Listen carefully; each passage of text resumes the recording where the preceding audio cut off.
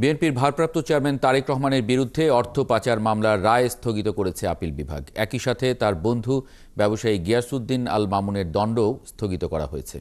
তারেক রহমান দেশের বাইরে থাকলেও তিনি এই মামলার আদেশের সুবিধা পাবেন, জানাচ্ছেন মিল্টন আনোয়ার। ২০০৭ সালে সেনা সমর্থিত তত্ত্বাবধায়ক সরকারের আমলে করা অর্থ পাচারের একটি মামলায় ২০১৩ সালের ১৭ নভেম্বর তারেক রহমানকে খালাস দেন ঢাকার একটি আদালত। আর তাঁর বন্ধু ব্যবসায়ী গিয়াসউদ্দিন আল মামুনকে দেওয়া হয় ৭ বছরের কারাদণ্ড। বিচারিক আদালতের সেই রায়ের বিরুদ্ধে হাইকোর্টে আপিল করে দুদক। ২০১৬ সালে হাইকোর্টের রায়ে তারেক রহমানকেও ৭ বছরের কারাদণ্ড দেওয়া হয়, পাশাপাশি ২০ কোটি টাকা জরিমানা করা হয়। এটি ছিল তার বিরুদ্ধে প্রথম কোনো দণ্ড। গেল ৫ আগস্টের পর মামলায় খালাস চেয়ে আবেদন করেন গিয়াসউদ্দিন আল মামুন। সঙ্গে তারেক রহমানের পক্ষেও আবেদন করা হয়।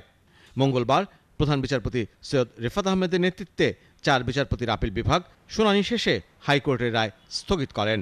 অনারেবল অ্যাপিলেট ডিভিশন ৩টা অর্ডার দিয়েছে। একটা লিভ গ্র্যান্ট করেছে, একটা হচ্ছে স্টে করেছে judgment and order of conviction and sentence, আর থার্ড হচ্ছে এই যে ডিলেটা ছিল ৩০৪৯ দিন, এটা কনডেম করেছে।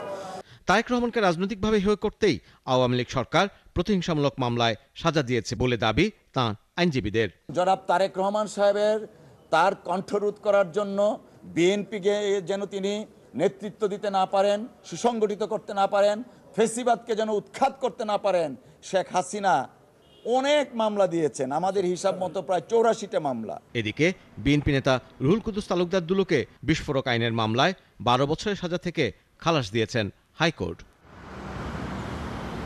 মিল্টন আনোয়ার, ৭১, ঢাকা।